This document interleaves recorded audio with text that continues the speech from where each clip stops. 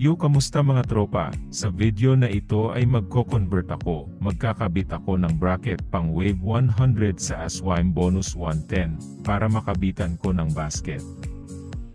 Tinanggal ko na nga pala yung mga cover, tapos may pinutol nga pala akong sobra na bakal dyan.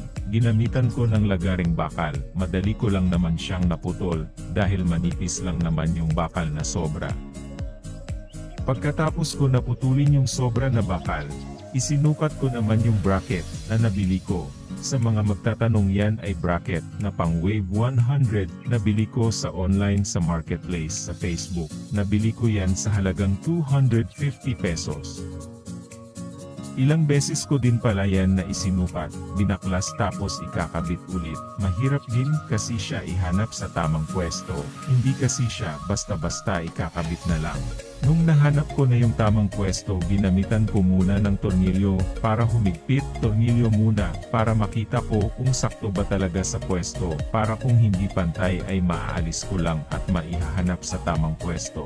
Pagkatapos mahigpitan yung mga tornilyo ng bracket ay isinara ko na yung mga cover para makita kung tatama ba sa cover yung bracket. Tumatama yung bracket sa cover, kaya inadjust ko muna ulit yung bracket. Tamang luwag lang ulit sa tornilyo. Pagkatapos inusog ko yung bracket papasok, saka ko hinigpitan ulit yung tornilyo. Okay na din na tumatama yung bracket sa cover, kaya inilagay ko na yung basket. May 3 tornilyo dyan sa bracket, kaya hinigpitan ko na. May kasama nga palang 3 tornilyo at 3 spacer yung basket. Nabili ko pala yung basket sa Lazada, brand new, sa halagang 400 pesos, free shipping kasama na yung mga tornilyo at spacer.